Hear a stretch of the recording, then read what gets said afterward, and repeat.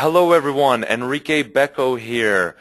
We have a couple of special guests on the line today on the webinar, so I'm really excited about bringing this session to you. Now, first thing I want to make sure is that everyone can hear me. If you could just type in the chat box real quick, just so I can make sure that that you can all hear me. And also tell me where everyone is from. I see a lot of yeses. All right, great to have you here. Well, we also have a couple great people on that are going to be presenting to you about the automotive industry.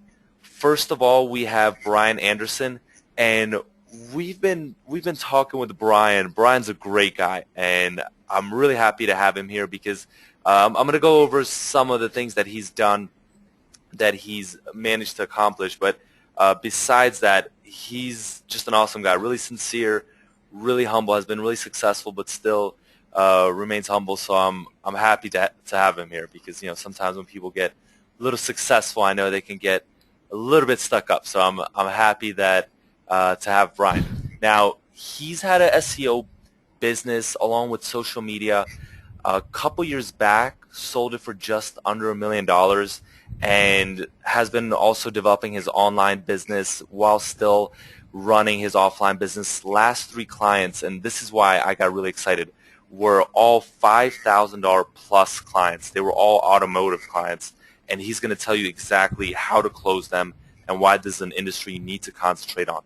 His last 3 were $6,500 per month recurring, then another one for $5,000, and a franchise with 80 locations at $400 a location, once again, per month. So he's also here with Sid Michael, and Sid Michael is also a great guy. He's more the car guy. So he's been a general manager, sales manager, and finance director at car dealerships, and just a veteran of the retail automotive industry. So combined, they have really good experience, and I'm gonna pass it off to them. Neil, maybe if you want to say something before we pass it off to Brian and Sid.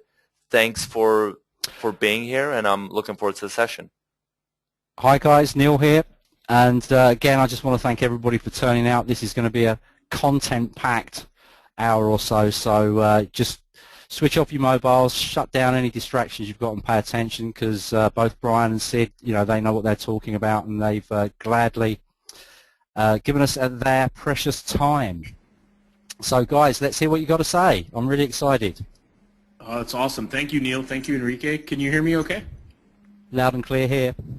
Okay, super. Sid, are you on the line also? Of course.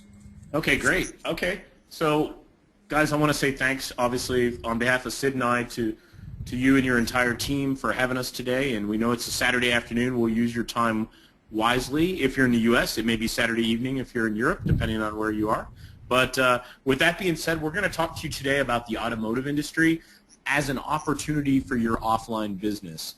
So when you do local marketing and consulting, we want to point out what we think is a hidden gem that most people overlook, and I'm gonna give you some framework and some things that I do in my business, and Sid's going to teach you some very low-level strategies regarding the automotive business. And yes, let me answer this question up front.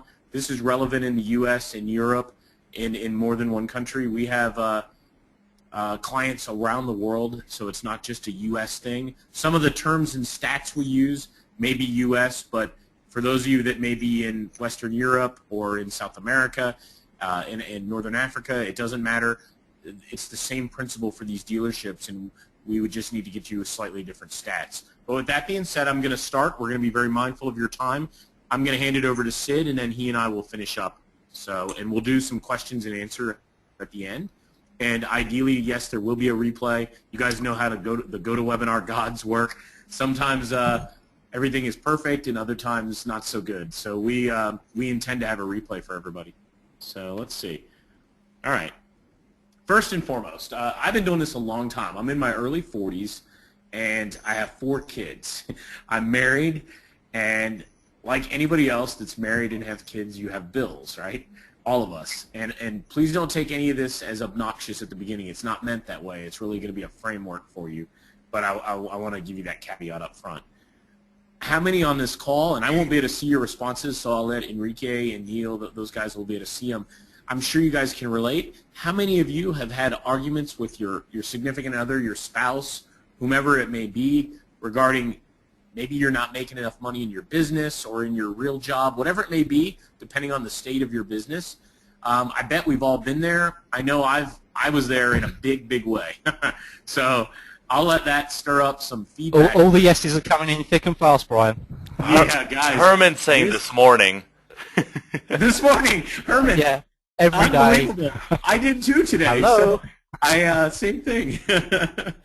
Guys, this is a harsh reality that all of us face.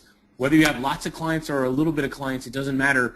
More often than not, we're going to argue with our significant others over money. And it just happens. It happens to me. It happens to all of us. So I want to go, and this is where I ask you to forgive me, but I want to really point out an illustration.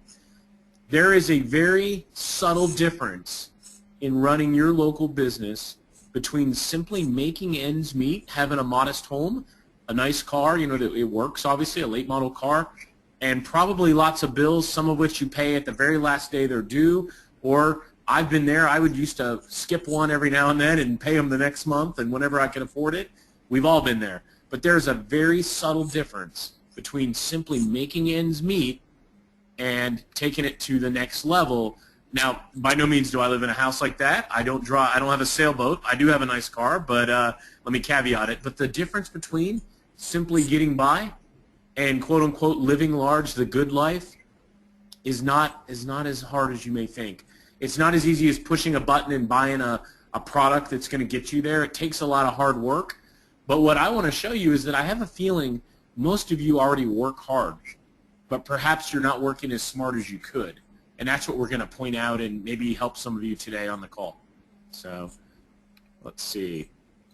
First and foremost, you need to understand what your niche is.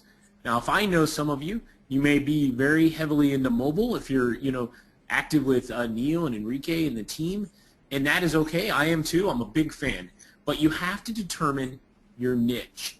Now, you may say your niche is mobile websites or your niche is iPhone apps. But I ask you to take it a step further. I ask you to determine an industry that you can sell to and become a specialist in. And I want you to think about that for a second. The reason why you need a niche is to really build a successful company. I'm going to tell you, Enrique mentioned that I had sold my previous company. I had 260-something clients at the time of selling it. And I had been doing this since 1996, from web design to SEO to a little bit of social media. At the time, I had 0 mobile clients when I sold it, and that was in 2009. And I did so many things wrong, it's not funny. The biggest thing I did wrong is I had no target market. I took anybody that had a pulse. If they would give me $300, I would sign them up and bill them every month and do work on their behalf. And that's kind of how I got so many clients, is a lot of them were very, very low end. And I'm going to tell you a secret. Those low end clients take as much or more work as the high end clients. You just have to position yourself differently. But what I want to ask you is, why do so many people, including myself historically, why do you focus on businesses that are broke, or they have such a small budget, you're pulling teeth to actually get the money? And, they genuinely mean it when they say they can't pay you $600, $700, $800 because they don't have it. So what I say to you is you have to chart the right course. You have to rethink what you're doing and stop doing the same thing over and over again, devaluing yourself to the point that the only clients you get are very, very small number clients. And so, kind of with that framework, we're going to talk to you about a high-dollar industry. No, it's not personal injury lawyers. It's not cosmetic surgeons. Nothing to do with those guys. What we're going to talk to you today about is automotive, the auto industry, the retail car industry, whether new or used. So you may call them buy here, pay here, or different phrases for lots depending on where you're at, or new car dealerships. But that's what we're going to talk about. B-lots. B-lots. Thank you, Sid. Yeah, absolutely.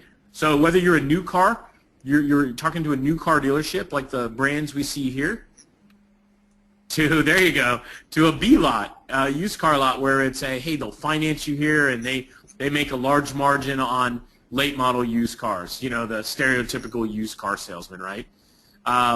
Regardless of which one you're talking about, that's what we want to talk to you today about, is this specific niche. We're going to showcase the opportunity. We're going to teach you and share some things. There you go. Obviously, we wouldn't be here on Saturday if there wasn't an opportunity, and that's why we're here. It's totally changed my business. When I started over after selling my business, I've done nothing but attorneys. Okay, you're like, Brian, what the heck? We're talking about automotive. But that's what I did. I started into attorneys, personal injury, divorce, and bankruptcy. And I'm going to tell you a secret. I'm really good at SEO and social media. And it's still really hard for me every day. And I get a lot of money out of these guys, typically $1,000 to $5,000 a month. But you know what? It's crazy. About a year and a half ago, Sid and I have been friends for a long time, but I had drinks at a sports bar watching a American football game with Sid, and we were talking, and I was telling him more about the whole local search, social media, mobile, the whole revolution, and what I was doing with small businesses, and I was sharing this, told him how I was doing attorneys, and he kind of laughed at me, and he's like, because he's listening to me talk about big numbers, and he's like, Brian, that's little stuff. Well, what are you thinking? And we started talking about automotive and the opportunity, and I started to think, wow, there's not that many automotive dealerships in any one market, yet the dollars they spend on advertising and marketing is crazy. Here's an example, some simple math. And this is personally, the one on the left is taken from me in the early 2000s, so it's personal. The one on the right, I lowered the numbers so that I didn't look like I was blowing smoke at everybody on this call. So I intentionally lowered the numbers on the right. So on the left, your typical small businesses. Average deal, for me back in the day, I was charging them between $300 and $500. It came out to roughly $375. Oh, you can see I did the math wrong because I was tweaking the numbers. We can take $450. It doesn't matter. 10 clients at $450. That's $4,500 a month with 10 clients.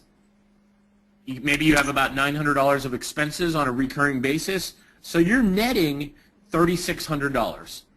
And those numbers will vary. You can call that completely arbitrary. You can plug in your own numbers. Now, on the right is in the retail automotive industry. Now, I've been above this number all but one time, but I'm going to use 3,000 today. So 10 at 3,000 is 30,000. Expenses, I raised it up a little bit. 6,000, that's 20%. So now with the same 10 clients, you have a net of 24,000 a month. That's 8 times more money, and that's the difference between struggling and getting by to living large. That doesn't mean you're a millionaire or any of that silliness. It means you can go on vacation probably 2 or 3 times a year. You don't have to stress when you go to the ATM. You probably aren't going to fight about money in the same way you used to fight. Now when I fight about money with my wife, because I still do, my wife is beating me up over what kind of remodeling we're going to do, what kind of pool I'm going to do, you know, all these different things. And you know what? It's a different argument. I still want to be inexpensive and cheap because that's who I am. But she wants to, she's like, no, I want to do this, this, and this. It's a different and a much more pleasant argument about money. And I tell you, the only difference between the left and the right is you choosing a niche that isn't broke and that has money. And, you know, automotive's not the only one, guys. It's the one we're going to talk to you about here today. But I want you to keep that. If you take that away, you're that much further ahead. So, scoping the automotive market out, and like I said, I apologize. I should have put in some broader stats. But in the U.S., there's over 50,000 new and used dealerships. Sid, isn't it about 23,000 new? 23 new manufacturers, yes. 23,000 are new manufacturers. Combined annual revenue, look at that, $700 billion a year. This is the retail industry. There's some big names in the middle that own lots and lots of dealerships. On the bottom is what's very important, and this is true almost anywhere. It's a very fragmented industry. So what that means is there's not 1 or 2 companies that dominate the whole market. The top 50 generate less than 15% of all the revenue. So there's tons and tons of 1 or 2 owner dealerships, small chains, you know, between 1 and 4 and 5 that make up most of the market, U.S., Canada, and European. And so what happens there's an opportunity to sell these guys. They need the same services that you would think they need. They need mobile. They need SMS. They need websites. They need social media in a big way. They need search. All this stuff. You know the secret that they all need. I know you guys know this, but I'm going to tell you. They all need a lot of help with reputation management. So that's a little bit about the automotive market. Now I'm going to turn it over to Sid. He's going to teach you over the next 7 or 8 slides some hardcore information about the automotive dealership. And if you have any questions, unlike normal calls where we hold things to the end, if I'm going to ask you to fire them away, and I will try to grab them. If not me, then maybe Enrique, and we will ask Sid as he teaches to make sure we don't go over something and we miss it, just because it's very specific industry information. So Sid, if you don't mind, but we may interrupt you with questions. Yeah, no problem. I just want to thank everybody for taking their time out today and getting with us. But what I'm going to go over real quick, I might use a couple terminologies, and if or lingo, if I do, I just ask the question. I'll explain it real fast. But I want to give a lot of information here, so you really get an understanding of exactly what an automotive dealership breakdown. And the reason why I do that is because when you go in to pitch these dealers, you want to know what their motivation is, and you're not always going to be able to talk to the dealer principal or the dealer or the owner or the general manager. You might sometimes have to start with a finance director and work your way into a general sales manager to then have a meeting with the owner and the general manager. So I just want to break it down real quick so everybody knows their motivations when walking into a dealership. You've got what's called the front end of a dealership. The front end would be your internet sales or your sales department. It's the showroom in the front with the cars out front. And a couple of the people that are working that are focused on the front end of that dealership are a general manager. There's a general sales manager. He's over all the sales managers. There's finance directors, internet sales managers, salespersons, internet salespersons. That's generally about everybody that's in the front end of a store. Now, I know a lot of people have the misconception that, you know, when they sell cars, they're making this huge amount of money selling cars. And truth be known, after they pay all those positions, they retain about 3% of those profits. Basically, and you notice I put a little Ferris wheel at the bottom there, the front end of a dealership is nothing but a Ferris wheel to push and drive people to the back end. And you ask what a back end is? The back end of the dealership is a service and body shop. Who's in control and over the back end of a store? Well, of course, the same general manager that was over the front end is over the back end also, but the general sales manager doesn't care about the back end. You have what's called a service manager. You have a body shop manager, a service writer, service technicians, body shop technicians, and a porter. A porter is somebody that cleans the car to get ready after service or when you buy a new car. What a lot of people don't realize, and what we're going to actually show you today or tell you about, is when a dealership sells back-end services, they retain 78% of the profits there. It's a bank to them, and that's why I have the little bank picture there, as you can see. That's where 90% of your profit is coming out of a dealership, is all in the back end. So with reputation or SMS or mobile, whatever you're using, you should know that the back end is a huge place for them to make a lot of profit. And what we have provides huge value to them to push towards the back end. Let me ask you a question. We had a question about the 78% margin. Is that applicable to any car service place, or is that, since it's back end, or is that only in the automotive industry? You know, so the question is, you know, like a Pep Boys or another automotive place. Well, no, a Pep Boys would be 100%, or a Pep Boys would be, you know, no, I don't know what their overhead is at a Pep Boys. So, honestly, I don't know, but it's not a margin. It's actually the net profits retained, meaning if you paid $20 for an oil change, or say $10 for some service, $7.80 are actual profit. The other 22% goes towards paying the service manager and the service writer and maybe the technician. Now, in the front end of a store, when you sell a car, and let's say you make $1,000 profit on it, you know, the general manager makes 10%, the general sales manager probably makes about 6%, finance director makes 18%, and the sales manager makes 10%, and the salesperson makes 25%. So when you take out all that percentage, then you're only netting 3% of the profits retained in the front end gross. And just to clarify, that's out of the profit on the vehicle, not on the price of the car, everybody. Correct. It is the profit. And then you also have ad budgets that are pulling out of this too. So I'm not sure what your next slide is, but if we want to switch over there, we could probably talk about some ad budget stuff. Oh, I just want to talk about approach and direction. What motivates people? When you walk into a dealership, if you're speaking to an internet manager, which is who you're going to be able to speak with a lot of times, understand what his motives are and understand what his position's designed for. Internet manager's in charge of internet sales. He monitors and is in charge of website traffic, and he only gets paid on front end store profits. Now, this is where it gets a little tricky in dealerships. You got the front end of the store, which is the sales of cars, automobiles. You have the back end, which is service. But you also have a front end and back end of a car deal. And a car deal is when somebody purchases a vehicle. The front end is the profit as far as what's marked up from if the car, you own the car for $10,000, you sell it for $12,000, you made a $2,000 front end profit. Now, when you finance the vehicle, you can sell warranties, car care, gap, life insurance, A&H, accident, health, whatever. That's considered, our interest rates are marked up. That's considered back-end profit to the front end of the car deal, okay? So don't get the two back ends mistaken. Realize that the back end of a car deal is actually the finance profits. But to move on, a general sales manager, who you will most of the time initially speak with, is in charge of showroom sales, internet sales, finance sales, also referred to as back-end profit, not to be confused with the back end of the store, but is only paid on front-end store profits.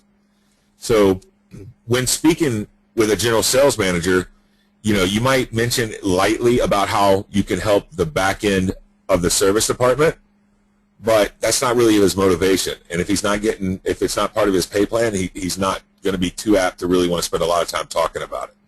So I just want to break down those two different positions, even though there's more positions we'll break down in the future. I want to show you the actual approach and direction of each position in a dealership. If we go to the next slide. Service manager. What motivates the service manager? He controls service. He controls the body shop. He controls cleanup and get ready. And he only gets paid on those back-end profits as far as service work. Okay, so sometimes when you go in, maybe the first guy you can speak to is a service manager. You don't want to tell him how you can sell 20 more cars a month for him because he doesn't care. He ain't getting paid on it. He doesn't want to worry about it. What he's worried about is getting more service clients in, maybe more body shop work, maybe people coming and paying for car washes, depending on the dealership. He wants to really focus on those back-end profits. So you want to know the motive and the motivation of each of these people before you pitch them or go to talk to them. Brian, I see a ton of questions firing off. You see any that need to be answered? Let me grab a couple for you, Sid. Hang on.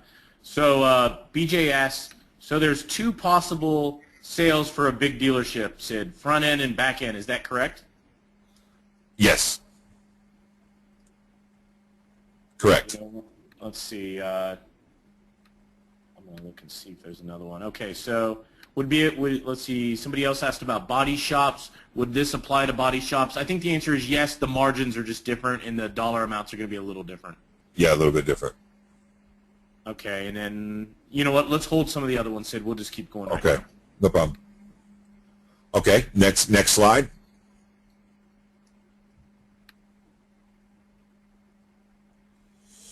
Approach and direction of the general manager, the king, the pinnacle, the one man that can answer any question and is responsible for all. He's obviously who you really want to shoot for to try and get your meeting with. Although don't be misled that if you talk to a service manager or a general sales manager or a finance director or an internet sales manager, he won't be able to get you into another meeting with a general manager. You can't always get to the top. Sometimes you got to go through those other guys to get to the top.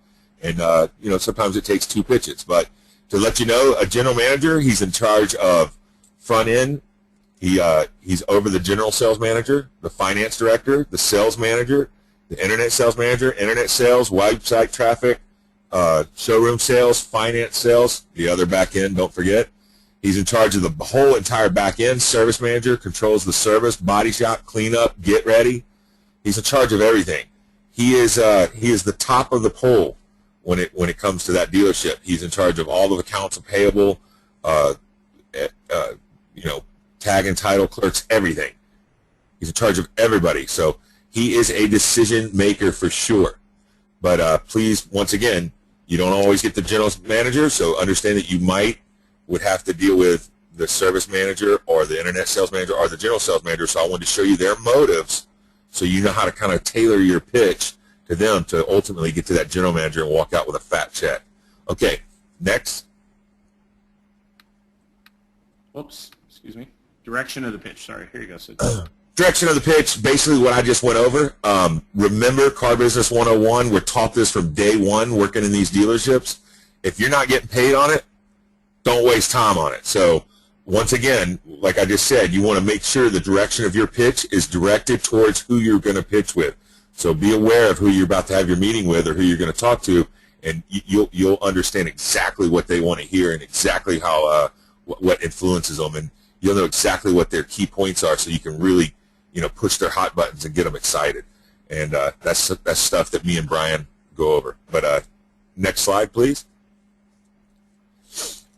What I wanted to do here real quick, because I want to make sure everybody please understands, Car Business 101 is like the first course in car business. Just like at Math 101 or anything in college, your first semester, your courses are 101. But what I want to make sure everybody understands as far as with automotive dealers, I just want to give you a quick breakdown because a lot of people don't know this. I live in Atlanta, Georgia, and I live by one of the largest malls in the country. And we have a few car dealers here, one of which I ran. But, everybody sees this big mall with these big stores, Nordstrom and Macy's and all that stuff, and everybody thinks, man, they must have a huge budget. I promise you that entire mall doesn't spend what my Toyota store spent in a month. So what I want to do is break down what type of dealerships. All of you are going to have some of these dealerships in your local area, and I want to give you an idea of how an automotive dealer breaks his advertising budget down. So on average, a dealer is going to spend between $250 and $400 per vehicle on advertising. So I did a real quick breakdown of a small store that sells 100 cars a month. He's working with a $25,000 to $40,000 budget per month. I want to break down what I consider a large store, which are very common, between 250 and 400 cars. I did a quick breakdown of what their ad budget is, so you'll know before walking in the door. These people spend $100,000 to $160,000 a month in advertising. Then there's mega stores. Think about those numbers, everybody. Right. Then there's mega stores, which is like the Toyota store that I worked at, and even the Nissan and Honda store right next to us. We sold between 600 and 1,000 units a month. So what we worked with on average is 240 to 400,000 a month. We averaged about 850 cars the 3 years I was there. I worked with 300,000 a month in advertising budget. I spent, $75,000 a month in billboards. I spent almost $80,000 a month in TV. I spent about, between $30,000 and $40,000 a month in direct mail. We bought a lot of internet leads and some other stuff. Just to give you an idea of what it's like to absorb something. The big fog light or the big the bright lights, like the spotlights that you see people putting out in front of their stores. You can rent one of those for about $2,500 a week, and we just decided to buy one and absorbed it all in 1 month. We bought one. It was $40,000, and we just bought it in 1 month. We absorbed it in 1 month's advertising budget, and then had it forever. So there is mega stores out there that are spending $400,000 a month. You notice I put the little picture of the pie. You can start imagining in your own head right now.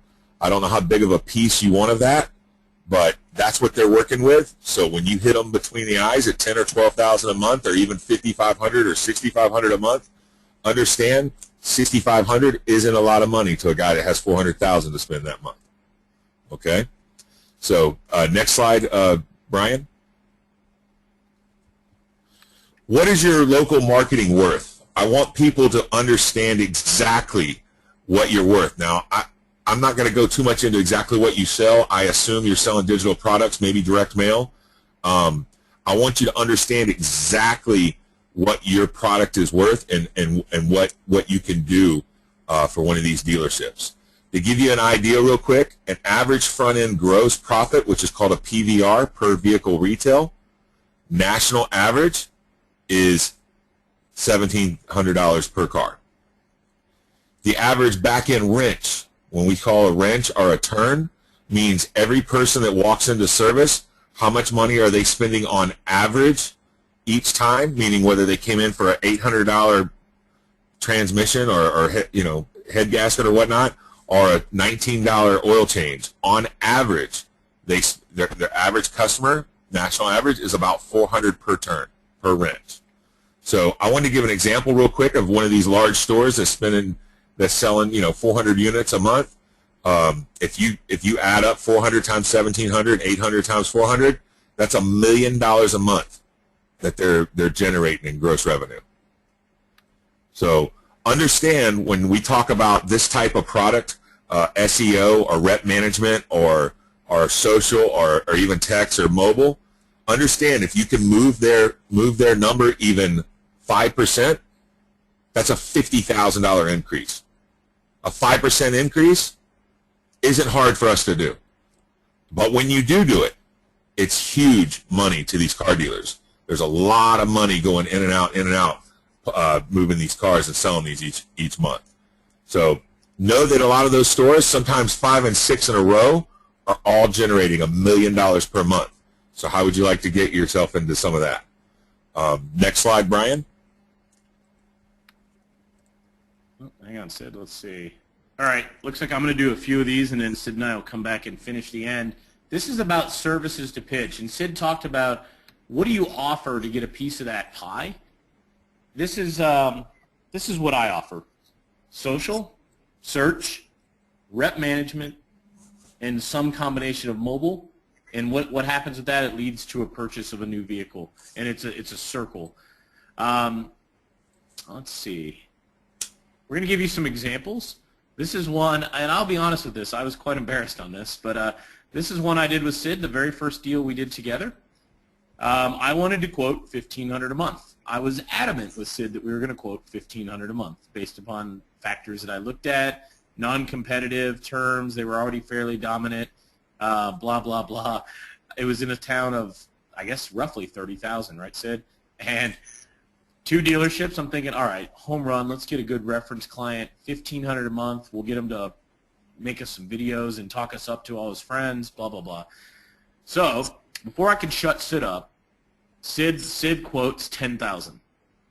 Now, if you guys could understand, Sid had a previous relationship, and he knew I was wrong because he had been selling the same dealership $50,000 and $60,000 direct mail packages. So he knew that I was just crazy because I was underestimating the value of my service. So even though we had agreed on $1,500, Sid then quotes $10,000. And as you guys would imagine, I'm like having a conniption. But holy cow, the guy comes back. His name was Doug. And he basically called Sid out, in car dealer talk as being full of shit. Excuse my language.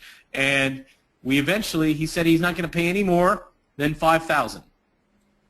Is what came out of his mouth. He said, I wouldn't pay you $10,000, blah, blah, blah. He said, I'll give you $5,000, but that's tops. Or something to that effect, Sid. I don't remember the exact wording, but I remember laughing so hard. So, guys, the point here is we all undervalue or devalue our services. I did.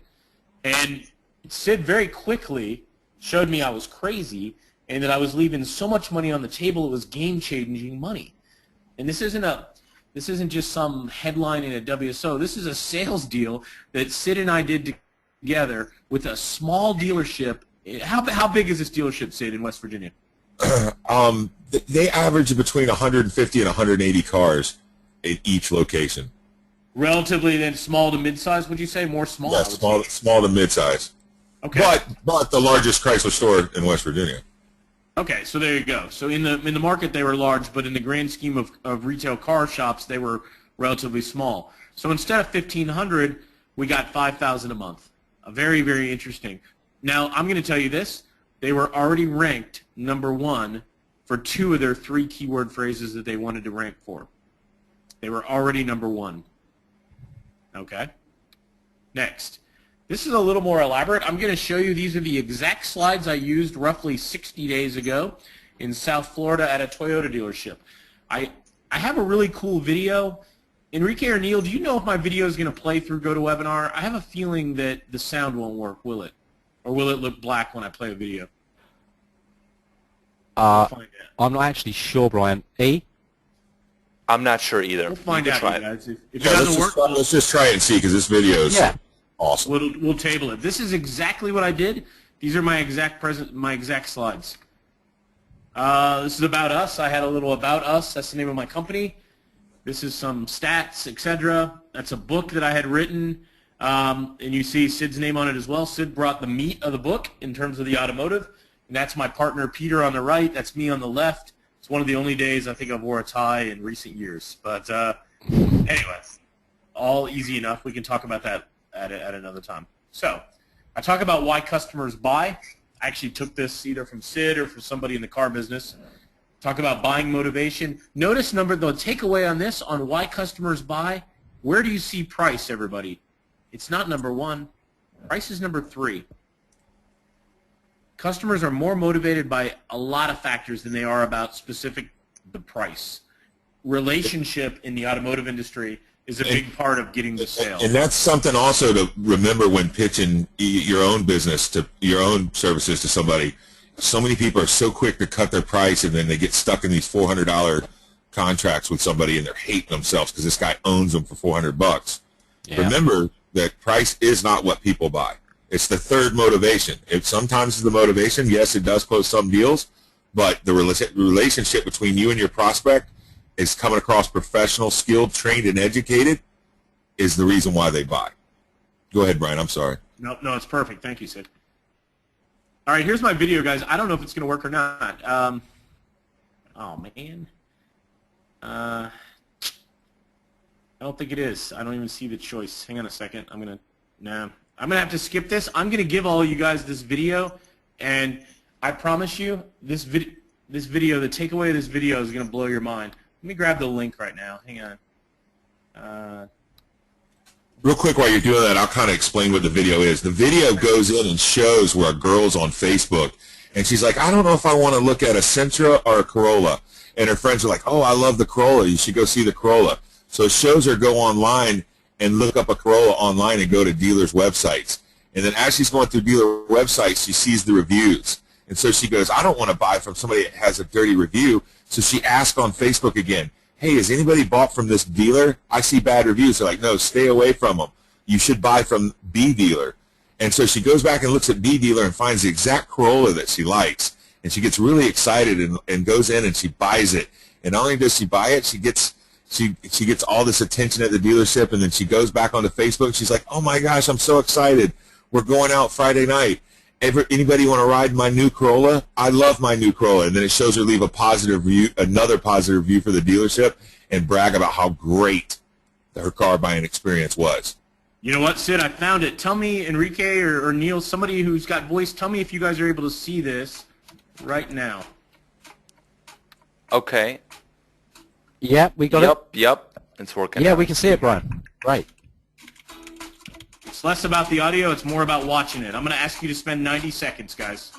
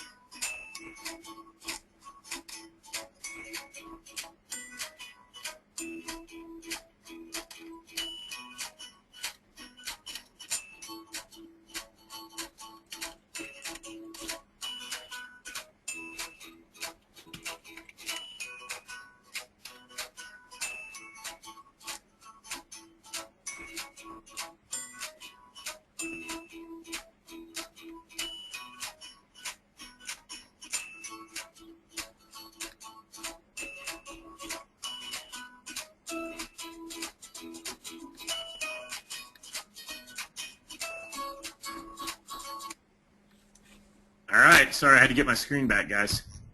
Great video, guys. Yeah, does that not Yeah. net out? It nets out our value to a car dealership.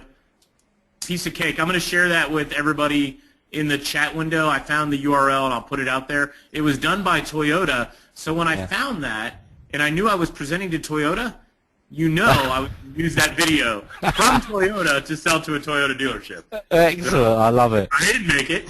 I so love that's it. how customers buy in this whole world of social and mobile marketing. And here's the sales cycle. It starts with, depending on where you're at, social media, they ask questions, they're friends, they build consensus, they search on Google probably for dealerships, they look at reviews, they're doing that now, they're looking at inventory and cars on their phone, and then they make a buying decision. And that's what happens. It's like a cycle. It's not from me, this is from Toyota.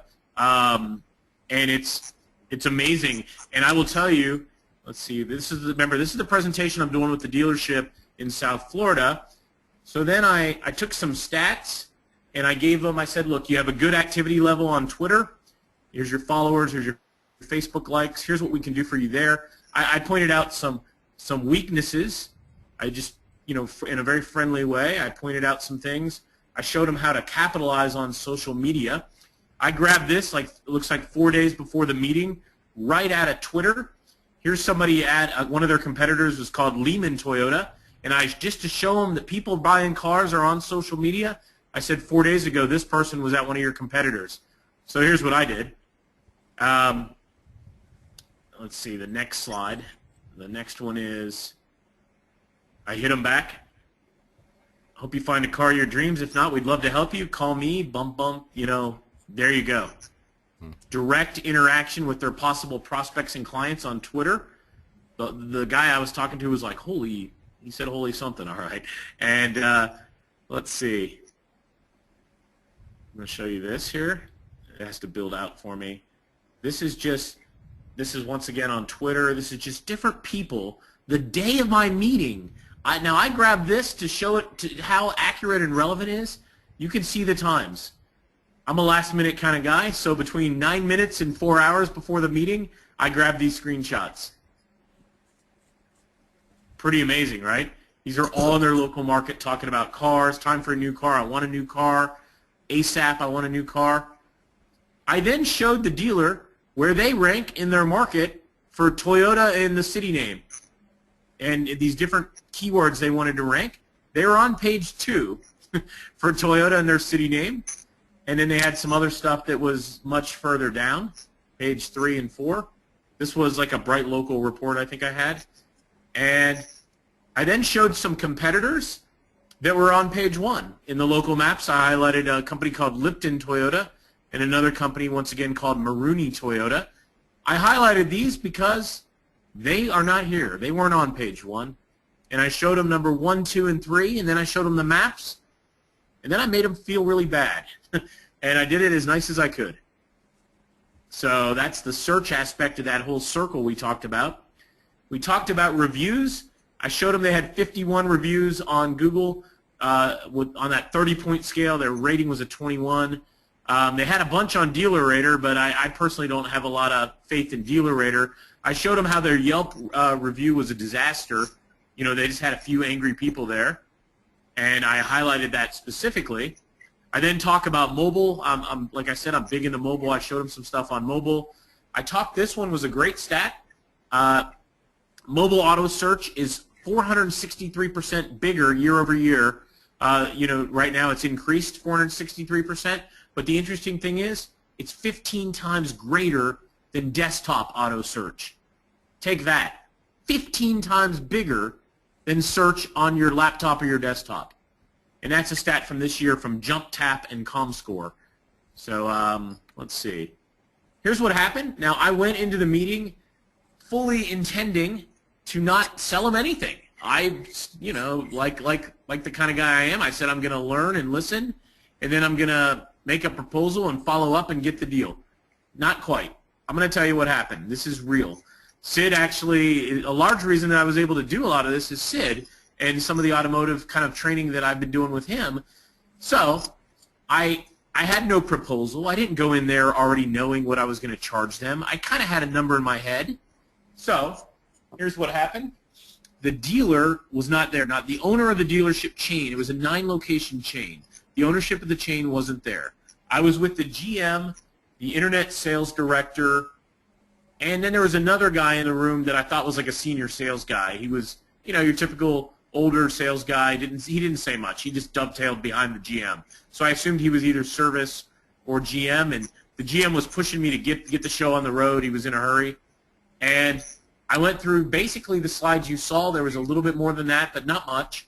And I just talked about their issues. I talked about what I could do, and I talked about replacing the obviously ineffective people they're working with today. And he just cut me off after the video. He started interrupting me more than I interrupt Mario or other people I work with. He interrupts like crazy. And the guy finally just said, if you want this deal, we're going to do it right now. And I'm like, what do you mean? And he goes, what's it going to cost me?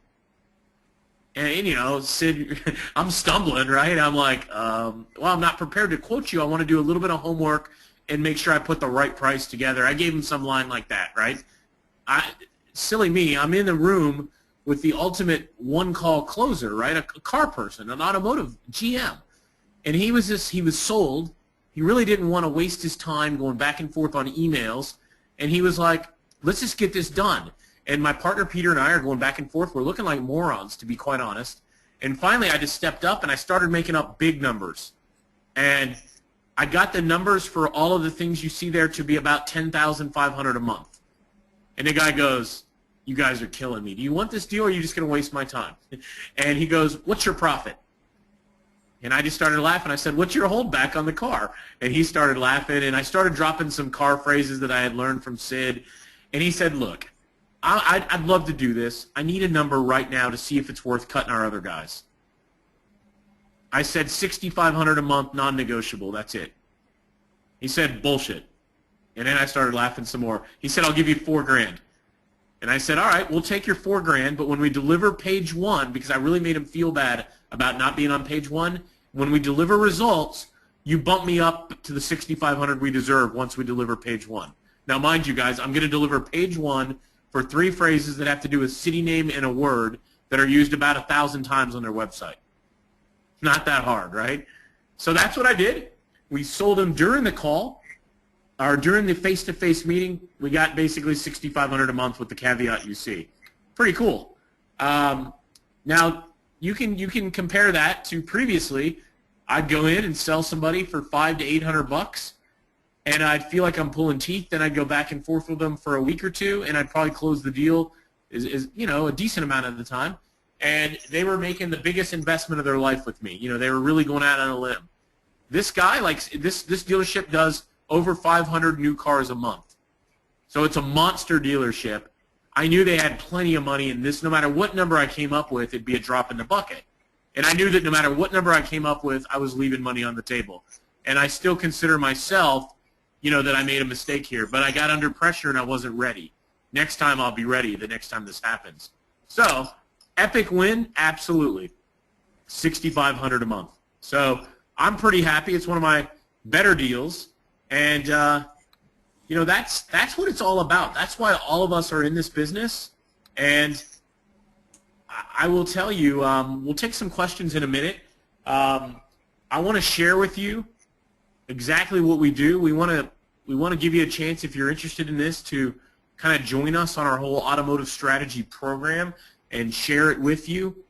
And Sid and I will walk you through it in a minute. But the reality is, for all of you out here that are in your local businesses, you're doing this, you're selling these products, you're selling stuff, but you're not making enough money, and you know who you are. I'm not going to call you out. You know who you are. If you're getting less than $1,000 a deal, that's probably you, or you're not able to make ends meet.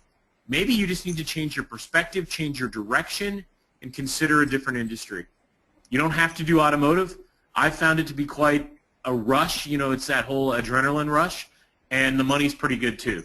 So what I'm going to do is, with Sid's help, I'm going to share a little bit about something we put together, and we're going to, after I kind of go through this little ramble for a couple minutes, we're going to take a lot of these questions that I see here. Hey, can I answer one question real fast, Brian, or no? Absolutely, man. I just want to get something out of the way real quick. People are asking, do they have their own SEO or social media department? No. That's not designed into a dealership. Now, did a general manager go to the internet manager and go, hey, man, can you start putting some stuff on Facebook for us? Yeah, possibly. And they're getting what they pay for. But let's look, just real fast, let's just figure they do hire somebody to do social media. And let's say they hire somebody to do SEO for them. And let's say they hire them for something like $3,000 a month, $36,000 a month. That's probably less than average, would you say, Brian? I don't know. But what it costed to hire them. What's that? You said $3,000 a month, Sid? Yeah, $3,000 or $4,000 a month. Well, let's be conservative. I want people to see it conservatively. So let's say $3,000. I would say for both positions, if they hired a low-end guy in-house for $3,000 or $4,000 a month, yeah, they'd be $6,000 to $7,000 a month in-house for a low-end person. And then once you go through benefits, once you go through hiring, once you go through insurance, once you go through everything, they're probably paying between $800 to $8,500 a month for these people, and they're getting somebody who's low-end. So I think that's why it brings us value. They don't have to hire, train, or manage a new person. They can hire us for $5,000 to $6,500 a month. In some cases, I know people paying $10,000 and $12,000 a month, and I think that just all the reason more that shows us even more value. There's no reason why they would ever want to try and in-house something at this magnitude, at this importance, where it would put more on their plate that they wouldn't want to have to focus on. You know what they're there to do? Sell cars. That takes precedence over everything. Not manage, techie people or social media people. I think that's why they pass it off to people they feel comfortable with, like Brian Anderson when he does a good presentation like this. And then they give them a bogey to say, hey, listen, deliver what you put your money where your mouth is. Here's $4,000. I'll give you $6,500 when you prove to me. Thinking I'm going to fire you in 90 days if you don't do it. Well, we all know that Brian produced it. So, all right, keep going, Brian. I'm sorry. No problem. Yeah, thanks for answering that. So, guys, we put together a boot camp. I say we. A lot of it's Sid. I add where I add. It's hardcore. It's not your typical, fluff content. It's 100% focused on automotive. Right now there's 7 live webinar trainings we do. Step by step, it's Automotive 101 where you learn things. I'll tell you things I learned from Sid. You learn what a roach is, what a bogue is, what bullets are, what an up is. You learn all the different car lingo, if you will, all kind of positioning strategies, the book, how you can use that to get in and close deals, how to identify prospects, how to close them, how to price, how to build your presentation. Everybody asks this all the time. Does this include done-for-you presentations? And I always laugh because that usually means, does it include rehashed garbage PowerPoints? So no, this does not. But what we do is a whole call where we do it live and we customize the building of the presentation so you can actually win the deal. Because if you don't do it custom, you will lose. I promise you. If you don't put the effort in to tailor it to the deal, they obviously will smell that you just got some cookie cutter presentation. And we get into obviously all the fulfillment side. It's an area that I'm fairly passionate about on the fulfillment side. And then Sid gets into pricing in a very big way in negotiation. But this is the boot camp we put together. And Sid, why don't you talk a little bit about a couple of these calls, and then I'll talk about some on the end. Yeah, basically during my first call of my boot camp, which is a 90-minute call, exactly 90 minutes. I don't cut people short, but I also don't waste everybody's time. If you're scheduling to listen to this call, you can schedule an hour and a half, and you're going to get every bit of it in that hour and a half. We dive deep into the automotive dealership. I teach you the inner workings of new and used car dealerships and exactly how they work, knowing what their motivations are. I'll teach you exactly like I kind of taught you a little bit today, understanding who you want to talk to and who you want to avoid and how you want to actually present yourself. That's why we talk about custom proposals, because you've got to really build your proposal according to who you're meeting with that day or who you're going to speak with or who you're going to talk to and what you're going to sell them. And then I give you the true inner workings and real dealership breakdown in the first call. After this call, you'll have enough understanding of a car dealership that you'll feel kind of comfortable when you walk in the door. That's for sure. And then on the next slide. Hang on, Sid, I apologize. Okay. On call 2, I teach you a little bit more about mindset. I kind of go into sales a little bit, just to kind of get you to understand. I talk about building value over price. When you build the value of your product, and I show you how to show this value to them, price is nothing. They've got a price in their mind that they're thinking, man, if this can do this for me, I would pay this any day. I teach you exactly how to build that value over price and make the deal. I teach you how to position yourself as the expert. When you walk in, you're going to be skilled, trained, and educated to stand toe-to-toe with anybody in that dealership that you talk to. Whether you're talking to the general manager, service manager, finance director, internet manager, you know exactly what their motivations are and exactly how to present yourself as an expert and get respect and close the deal. I also teach you how to price and how not to price. And I really teach you a little bit about the psychology to maintain control during the entire time of the sale. And these guys are all sales guys too, and they respect that, and you'll watch. They'll follow and eat out of your hand. But next slide. I teach you all about the car guy lingo. We go into all kinds of good stuff like that, so you'll know what they're talking about so they don't sound like they're speaking a foreign language. I'll teach you exactly what a lot of these words and terminologies mean. I teach you the mindset of the automotive world. I teach you the psych profile, actually. I go into the DISC profiles of exactly what each position's attitude and psych mindset is, all the way from a new sales guy to a GM dealer principal. And then what I added a little bit more is I teach you about some secret groups that can explode your income among wildest dreams. I don't want to go too much into it, but there is groups of 20 dealers that get together and they go over marketing, and none of them are in their same areas. And a lot of times, if you show a good service to these people, they'll want to invite you to one of these 20 groups. And I've watched guys like walk in, pitch a $6,000 product, and walk out with 20 $6,000 contracts. You got a captive audience of 20 dealers, and they're all ready to buy. Call 4, last call of what I give to the deal here. On call 4, I teach you sales tactics and strategies.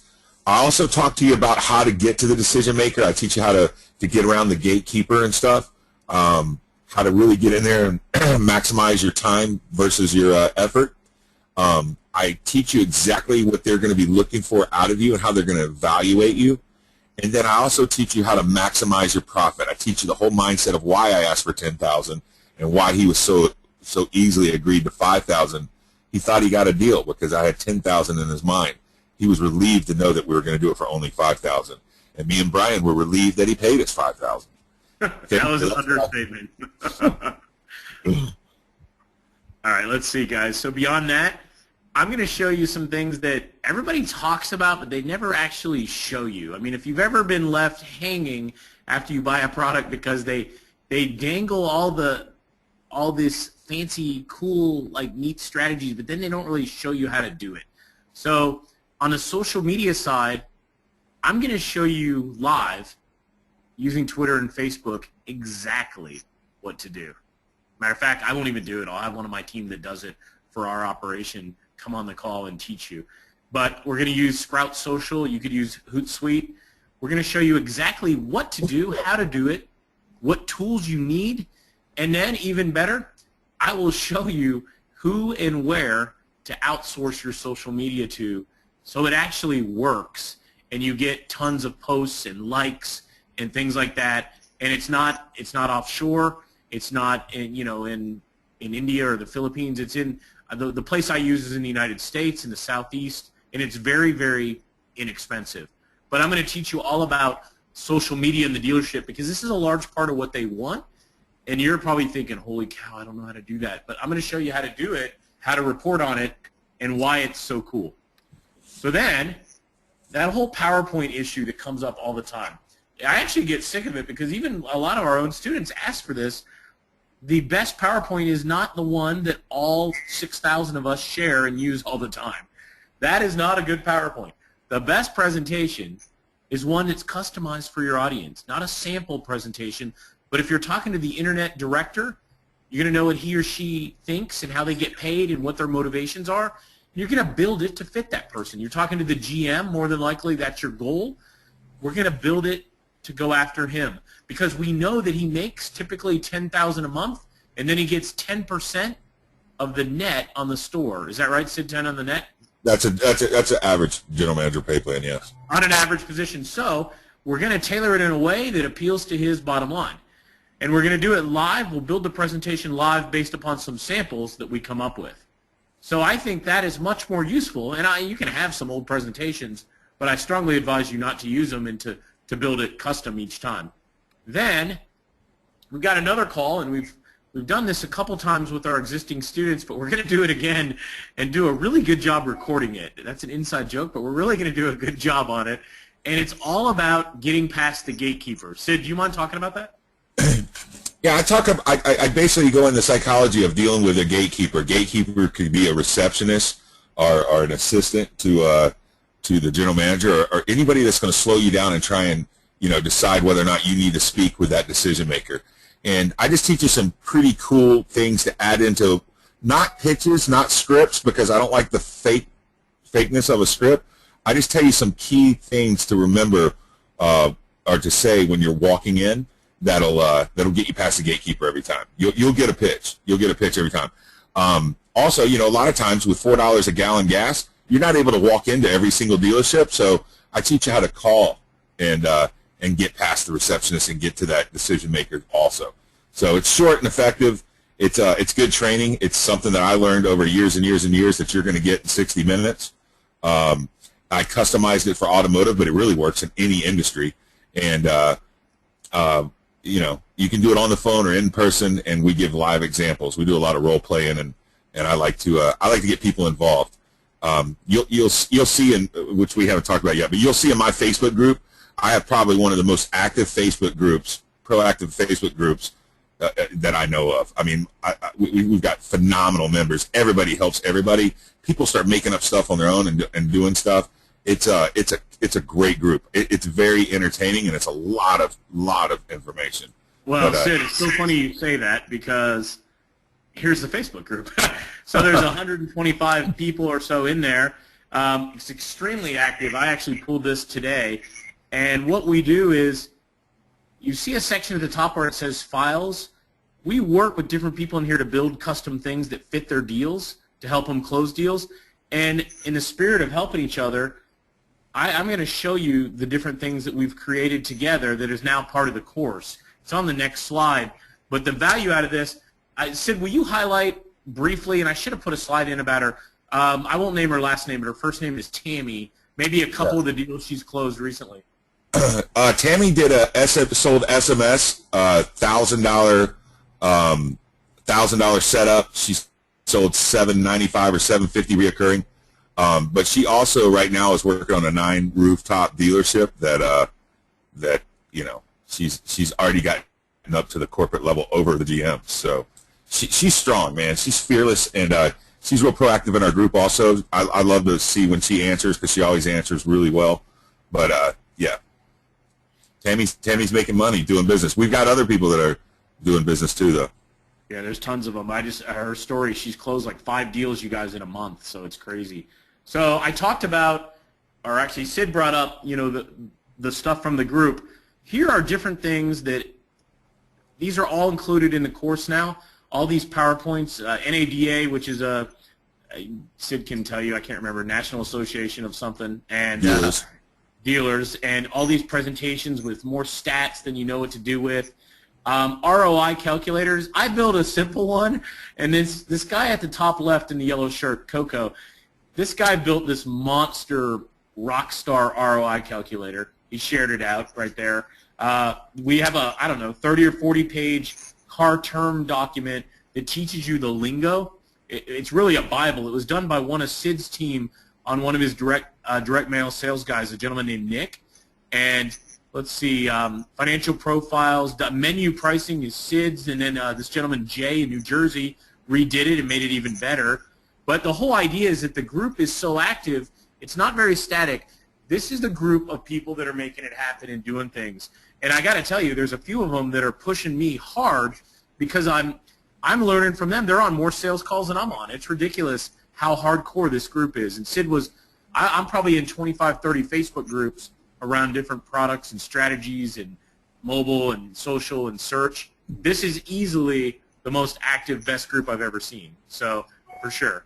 Now, oh my God, is that an ugly picture of us? Let's see. So, to net this whole thing out, and I want to get to the Q&A, so I'm going to go through this. Obviously, we'd love for you to be a member of the course. It's called Automotive Strategies. To do so, if you're interested, that's the link. It's automotivestrategies.us. That was a cheap domain. It was like $3. And remember, I'm cheap. /Neil. So that's it. You guys can go and check it out. I'm not going to sit here. I think I have one more thing to show you, but you're welcome to go look at it. One of the reasons why the group kind of took off the way it is we talk about this. We talk about it a little bit. People make a decision, in life. For instance, where does everybody want to go when they die? Well, everybody wants to go to heaven, right? So go die. If you want to go to heaven, why aren't you jumping off the cliff and dying? Same thing with making $1 million or $100,000 or whatever your goal is. If you want to make $1 million, you need to be proactive and make it happen. Time is money and speed is money. When you learn to be skilled, trained, and educated to stand in front of anybody in an automotive dealership and you start landing $6,500 clients, you change your life. You change your aspect. You change your perspectives. You change your arguments with your wife, right?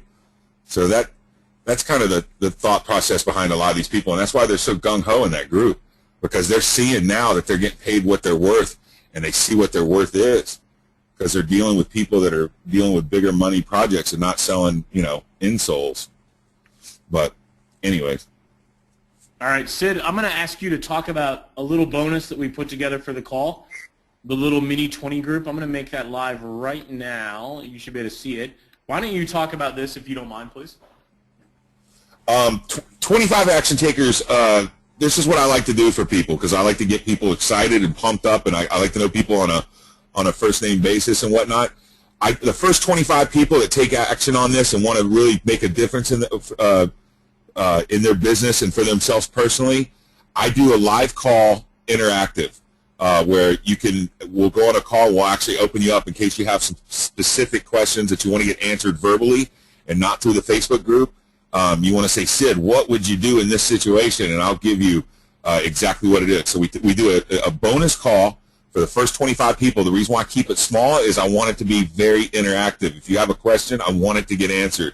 If you want to speak to me and ask a question, or even ask Brian, we're there live, ready to ask your question and get you that next step to get you closer to one of these deals. First 25 people to hook up with our product or services today will be added to that call, and we'll schedule that call probably the week after you go through the boot camp. But that's it, guys. What I'm going to do is I'm going to leave that up there. I'm going to take some questions right now, Sid, and I'll lob some to you, some to me, and we'll see where they go. Let's see. First, Neville asks, do you outsource all your work, or do you do it yourself? So Neville, specifically, you're asking about SEO. So for me, I do some of it myself. So with Google Plus Local, formerly Google Places, I outsource the citation creation. And if you don't know what a citation is, it's the name, address, and phone number associated with that local business that helps give them authority in the local map, right? I outsource that, and I'll show you exactly where I go. There's two options. I prefer the more expensive option. It's still relatively cheap, but the quality of work's amazing. But I do outsource that. I do most of the on-page tweaks myself. I don't do any of the link or social linking myself. I outsource all of that, and we can share that kind of stuff with you. Let's see. Sid, a question, I think fair for you to answer this, from Donna. Do you need to have a team to do this kind of work, this production? I personally don't. I outsource most of mine also. No, you don't need the production. Yeah, so guys, you don't have to have a group of 5 people. What you have to be is educated on the niche, and that's true in any niche. That's kind of what led to this. And I realized the only way I was going to close car deals is if I knew what the heck a bogue was, what a roach is, why more ups are better, what turning the wrench meant, and I knew how to use those in my presentation and in my conversation. That's the difference between getting little small $500 deals and getting multiple thousand, if not $10,000 deals. It's a turning point, and it truly does come down to education. So Tracy said, what about the guy who has never done offline? Yeah, Tracy, you don't have to have any experience, and to be quite honest, if you don't have experience the wrong way, you're probably that much better off. Yeah, you're probably better off. For sure. Yeah, you absolutely don't. Rick comments on a local Mercedes dealer that has a woman doing social media in-house. Very cool. Guarantee there are probably some like that, and that'll grow over time depending on the dealership. I've called on 18 or 19 dealerships right now. I haven't found one yet. I have found a group. There was one group in Texas I called on where they had a social media person across the dealerships. So for sure, everything will vary depending on your market.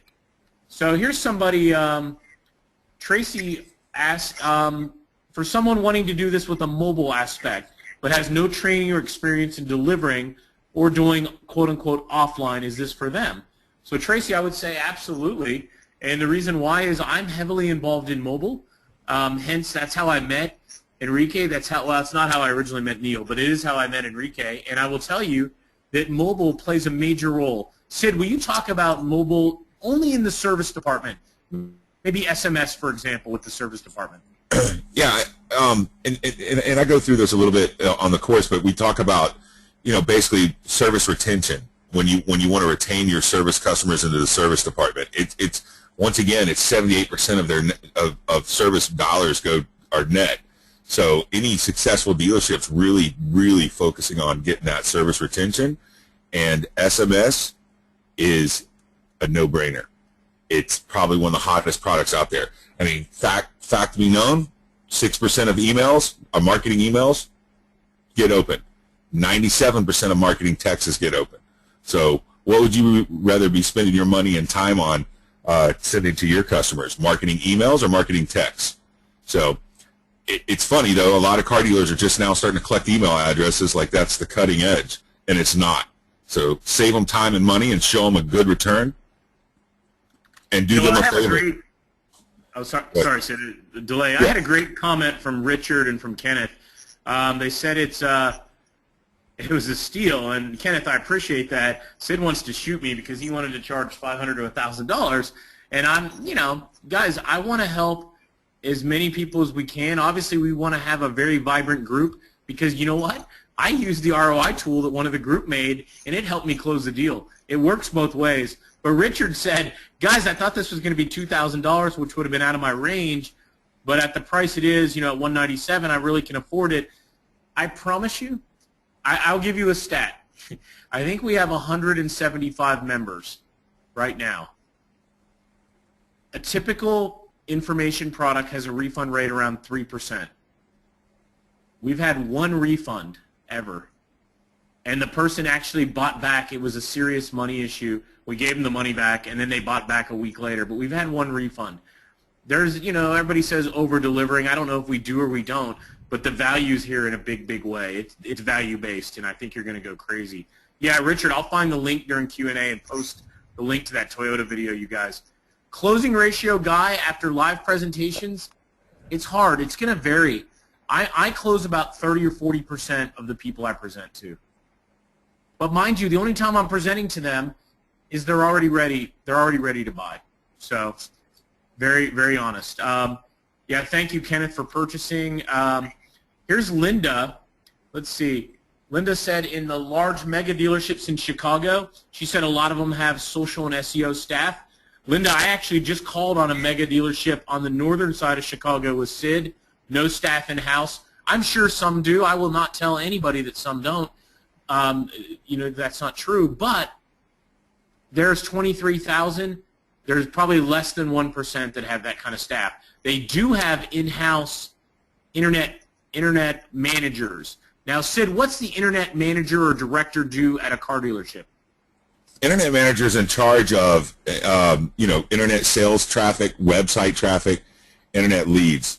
In some smaller stores, they're probably thought to be thought to be the IT guy. They maybe fix some of the computers around there, but in a normal store, what their main goal is to actually funnel the internet leads and traffic and have an internet presence. Some of them might quite possibly miserably be hating themselves to try and do a little bit of SEO or do social work themselves, but nobody's doing it successfully. That's for sure. They need a professional, and that's what we are. Sid, as a GM or a former GM, I guess, would you, when you hire somebody to do this work, did you immediately ask everybody that came in the door, and nobody asked this, but I'm sure it's in there somewhere, I need like 10 references. What did you do like to help validate they know what they're talking with? How did you figure out they were worth the darn or whether you were going to just blow them out of the door? Well, I mean, obviously you want to talk with the guy and make sure that he knows what he's talking about, and if when speaking with him, if the guy seems like he's a professional and he's dominating his sector and what he chooses to do, you buy in on the person, but Yeah, so you buy on the relationship. Kind of back to that slide. All right, so Joe asked, here's a good question. Joe, can we study this at our own pace and go out and get started, or do we have to wait on weekly and daily webinars? Joe, you do not have to wait. The course is full of content. There's nothing like that. I will tell you, we like to do webinars, Sid and I. We're actually redoing the modules live so that the people that don't want to listen to the ones we've recorded can come on the calls live. It's up to you, but all the content's there. So Elaine asks, one person just said something, and it's nothing. One person just asked, do you partner with Autotrader.com people? Now, I don't teach you to do that, but somebody's thinking really smart right now because, yeah, that'll walk you right in the door. And, yes, I do. So, yeah, we can get into that later. We won't do too much on that. All right, I'm going to do some of these questions, you guys. There's some good ones. And when you close a car deal on mobile, what is the price your company would recommend? Elaine, that is where most people go wrong. It's a reasonable question. I know why you're asking, but what's the value to that dealership? I'm the worst offender. I mean, Sid always is calling me out and laughing at me, but I might have told you right there, $1,000 a month, $500 setup fee, $1,000 a month for, I don't know, 8,000 SMS messages, hypothetically, right? And Sid, how would you have priced the same deal? Would you have priced it on value? Would you just come up with a number? Coming out of the industry as a GM, I know you never ran service, but how would you evaluate like an SMS deal in the mobile department? I mean, in the service department. You talking about looking for a return on investment? Exactly, on return on I investment. would want to look at return on investment. So, real quick, let's just think of a dealership that does 1,000 turns at 400 a turn. That's 400,000. Let's say that we actually move them 3%. I'm just looking for a 3% return on investment on $400,000, which in return is going to be a $12,000 move. If you make me an additional $12,000, retaining 78% of it, I know immediately it's worth $8,500 to $8,800, somewhere around $9,000. You come in and charge me $1,000 a month for SMS, $1,500 a month for SMS, and I'm getting 800% return on investment. It's a no-brainer. Yeah, and you guys, that's a fundamental change. We show you a lot with ROI calculators. I mean, I'm not even going to show mine anymore now that some of the rock star finance guys in the group have built these other ones out. But I will tell you, that is a question, Elaine, I've asked myself. Mobile websites. I'm very big on mobile websites. A lot of them don't have them. So just remember, these are demanding kind of guys. Don't fall victim to charging too little. Let me give you the industry standard of what a mobile website for a car dealer is. $2,500 to $5,000. There you go.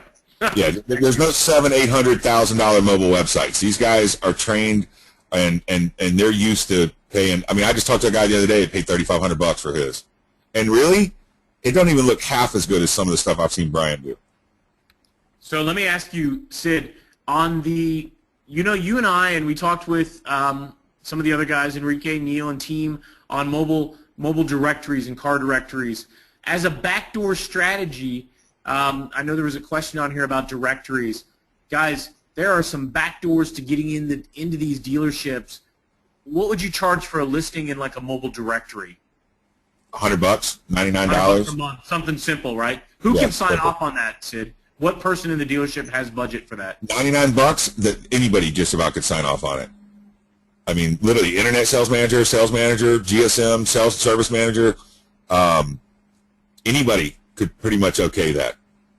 Hey, we have Kathy on the call. She's one of your people. She's worked at several car dealerships in her past history. She knows the lingo for sure. So welcome, Kathy. So Neville asked a good question about working a full-time job 9 to 5 Monday through Friday. And can he do this around that? What was the question again? Neville has a full-time job. He works 9 to 5 currently. Monday through Friday. Monday through Friday. Our car dealer's open on Saturdays. They're open on Saturdays, but they're also open until 9 and 10 o'clock at night. So yeah, that's I don't know. key, Neville. Don't let that perceived limitation get in your way. I had a full-time job when I built almost the first 100 clients in my SEO business. I was in software. I would go to networking groups at 7 a.m. or I'd go during lunch. I'd find a way to make it happen. I think the answer to your question, though, is an honest yes. All right, Linda asks. Brian, can I step in real quick? Oh, absolutely. Please, absolutely. Because I actually responded as well to Neville, and I know myself because personally I had a full-time job actually because of a contract and a project I was working on that I really couldn't leave my full-time job up until a little while ago. And I was actually, along with Neil and Avi, as a part of Squeeze Mobi, able to build the company up to the level that it is now, to a $500,000 a year and growing company while having a full-time job. So I know that it's definitely possible. Definitely possible. I started out in a similar situation. I set up, if you ever been on Comcast, the Autos on Demand, I did a contract with Comcast where it took a lot of my time, and I set up where you could individually shop for cars on their on-demand product. That was me, if any of y'all have Comcast. But, dude, my business exploded. I got out of there around 4:30, 5 o'clock each day, and I went and saw dealers, and I was talking to dealers anyway, and, you know, I did really well.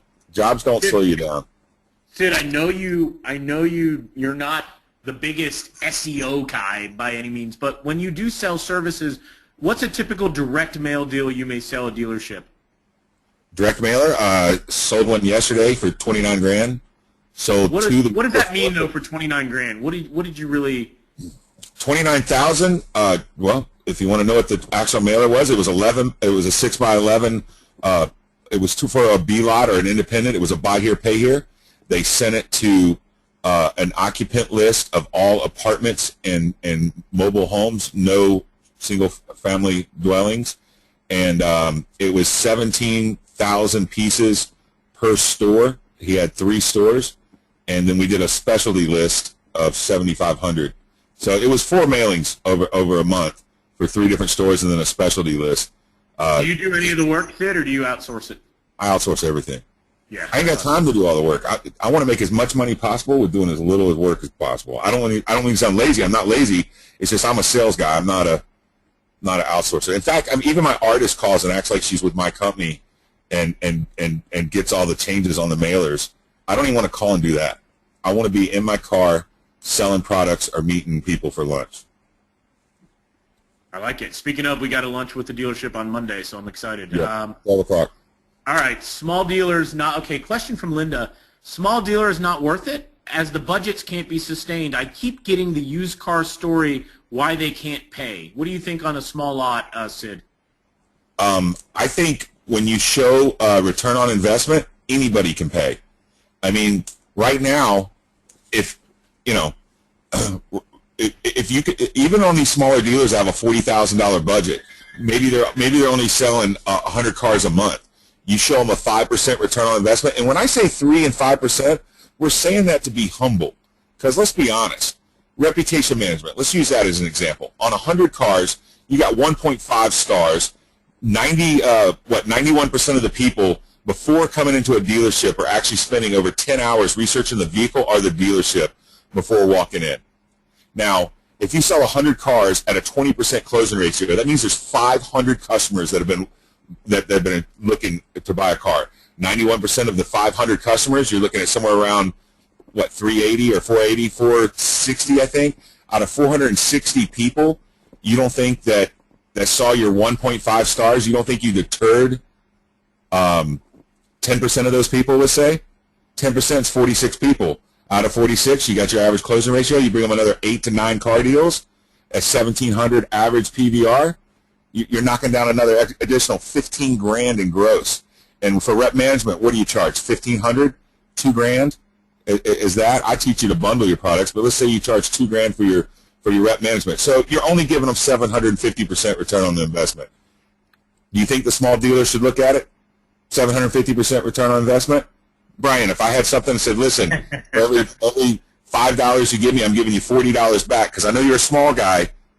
Only give me $100, I'll give you $800. Don't give me $1,000 to give you $8,000. Heck yes. Every dealer needs this. Know what your value is with this stuff. This is where it's going. Here's the truth. Print is dead. Newspaper is dead. I used to spend 60, 80, 100,000 a month in newspaper. I would run ads just with my name so all they could remember was Toyota Mall of Georgia. I wanted to just brand it in their brains. Truth be known, print is dead. Where do you think they're spending that money now? What is increasing at 463% since last year? What is 15 times more likely for them to research you than to research on a desktop device? Mobile, social, SEO, internet. It's where it's all going.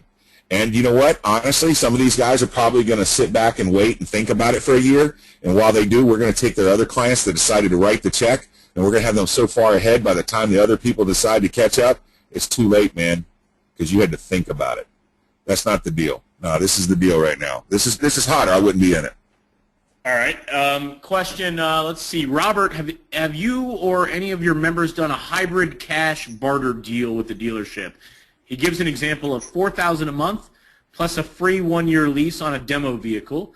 And he said he actually proposed something like that to a used car dealer here for a smaller dollar amount. He got in front of their manager without a clue, and he was able to present that. Sid, any kind of barter deal, what do you think about that as a GM?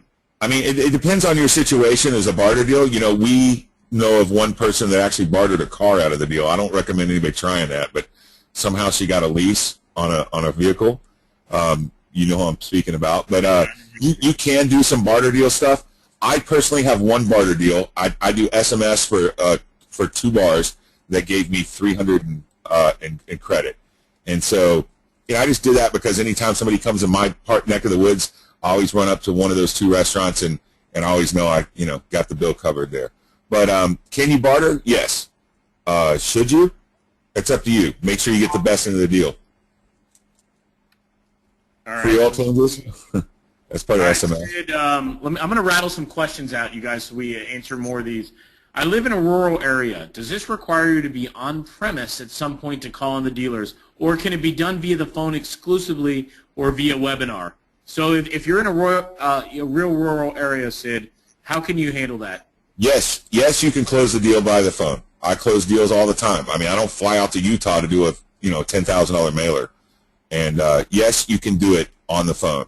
Now, if a guy says, listen, I want to spend $65,000 a year with you, would you consider driving to South Florida from Atlanta or, to Mississippi from Alabama? You might want to get in your car and go. Well, yeah, my 6,000, that deal's almost $80K a year. I spent $219 on a flight. I was in and out the same day. I didn't have a hotel. I was out $350. Now, I gambled on it. Could I have driven? Sure. I was too lazy. I flew on a cheap flight. But absolutely, if you need to drive 3 hours for a second step meeting, most of the time I would tell you don't do it. In this business, the numbers are so big it may be worth it. Maybe you scheduled 3 dealerships all on the same day if you had to do it. But Sid's right. You can close on the phone for sure. You don't have to be in the same town. So that was also Herman's question. Yep. Hey, let's also just, and I know there's not many people left, but let's also just reiterate, like we go a little bit into the product and what we sell and what we do, but you don't have to sell exactly SEO. You don't have to sell SEO and rep management like I do. You can, with this course and what you're about to learn, you can sell trinkets. You can sell mirror visors. It don't matter what you sell. This teaches you how to go into a dealership, understand from start to finish, front to back, skilled, trained, and educated to stand toe-to-toe to sell anything that you've got to sell. You don't have to sell the exact same products as we do, although we do tend to talk about it a little bit because that's what we sell. But the course was not designed to teach you to sell SEO specifically. It teaches you to go in and sell a dealership. All right. Next is Michelle. What's the URL to the video? Guys, I finally put that in the chat. I just pasted it a minute ago, so you'll have it. And you're welcome to use that. You don't need the course to use that. I didn't build it. Toyota did. Elaine on the SMS platform, I will be honest, I use one that I co-own with Mario Brown, and it's valid in the UK, the US, and Canada only. You guys could use mine. It's pretty inexpensive. It's a penny a message, or you can find another one. It's not the platform. It's how you package and price it. So I'd be glad to obviously share mine, but that's not the point of the call. But to answer your question, let's see, Dean. Dean, I put the link in. Robert, I wrote you back directly, Robert, on your issue. Yeah, David, what about finding leads on LinkedIn? David, normally I'm a big LinkedIn guy. Anybody wants, hit me up. I'd love to connect. But I promise you, you don't need to do that in this case. You can use LinkedIn to find the GM, but you know what you can also do? Call up the receptionist. Yep, I have a package I'm going to send to the GM. Can I get the correct spelling of his name or her name, It's that easy. No, there's no upcharge. Somebody was asking about upsells or any of that stuff. There's nothing like that, guys. Let's see. Somebody's already hit up Tammy. Yeah, she's a good one to talk to, guys. Let's see, guys. Beverly, how soon does the training start? Like I said, Beverly, we've already built the whole course out. We're including some additional modules. And then just because we want to, we're going to go back and we're going to re-record it all live and invite everybody to the call. So the content's in there now. You're able to, if you want, tonight, tomorrow, you could be at a pretty good educated point on Monday. Obviously, a lot of the education and learning will come out of interacting in the group. I know that sounds like a bunch of BS, but it's true. I learn stuff every single day in there. For those of you that are in there already, you can see how active it is. Let's see, Carlos. I would like to buy in 2 weeks. Carlos, I'm not sure if we're going to have it open. If we do, use the same link or reach out through Enrique or Neil and they can help you. Yeah, Neville was talking about autotrader.com. He actually used to work there. So that was very cool. Lisa, thank you very much on the comment. Let's see. Yes, here's a great one. Sid, I'm going to let you answer this. It's Linda. I'm going to read it to you. The internet managers have the owners convinced they know it all. Bringing someone else in would just make them underskilled, and they usually won't let you move up the ladder as they would look bad. How do you kind of handle that? Well, that's what I talk about when I talk about, their you got to understand their mindsets and their positioning and how to position yourself as the expert.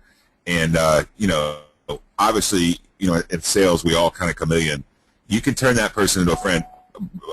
Brian, we dealt with the same thing, the lady with Doug. I mean, this lady was so terrified we were going to make her look bad, but, we walked out with a deal, and she's worked with us well since. But, yeah, sometimes these anybody in any industry is going to think that you're going to, possibly make them look bad. But, that's only because you're presenting yourself as the expert. So. Yep, that's a very good point. And it did happen to us. We eventually befriended. We were working with the dealer principal, the owner of the dealership.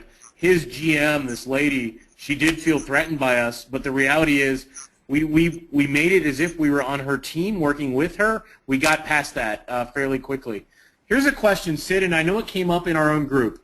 Is this for women, or is it really something only guys should do? And I know that sounds a little weird, but it's a fair question. Why don't you answer it? It is very much a fair question, and no, it is not something only guys should do.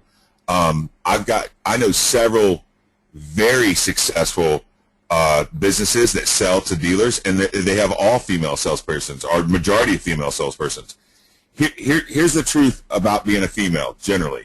When you walk into a dealership, that general manager will stop what he's doing and see you. It's actually maybe a little bit harder for us guys sometimes because the guy might make us wait around a little bit before talking to us. Guys tend to stop what they're doing and be attentive a little bit more for a female. So I wouldn't let male or female scare you one bit. Not to mention, once you talk to them and you let them know that you know what you're talking about, once you go through a couple role plays with us and stuff, and you're, I keep saying this, when you're skilled, trained, and educated to stand toe to toe with these guys, you're going to be the Miranda Lambert. You're going to be the badass, for lack of a better words. You're going to be the person they want to be around. They want to talk to you because they know that you know what you're talking about. They're going to respect you, and that's going to appease them on the number one reason to buy, the fact that they respect and see you as an expert. And whether you're a girl or a guy, you're going to learn that either way. All right, So. Linda, let's see. We talked about the SMS. I'm going through these. The replay, yep, I'll leave that to Enrique and Neil. All right, Sid, on an upfront mobile website, I know this isn't your area, but if someone pitched you, now Sid, you guys, he is not a mobile guy. He's not a mobile website guy in any way. That's not his experience or background. You're GM. You're somebody at the dealership. Someone pitches you on a mobile website, Sid, and then they tell you it's, I don't know, you come to 2,500, and then they tell you it's 100 a month. What do you say? Do you have a problem with the recurring? No, I would expect reoccurring. Okay. So, yeah, I'm not going to get into There's maintenance on it, right? Let me ask something. If I call you and say I want something changed, you're going to make that change? Right? I mean, yes, of course. Absolutely, you guys. You need to package and price it in a way that gives you multiple options. With no changes, I would still ask for recurring, and I'd build it in. But I would segment it depending on how much you wanted to do for a demanding client.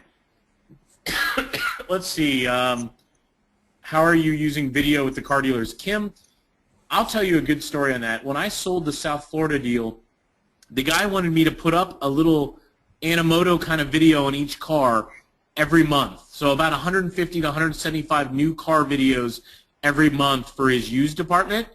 And he wanted to give me, ready, a whopping $500. I told him no way, and you know what? And video is big.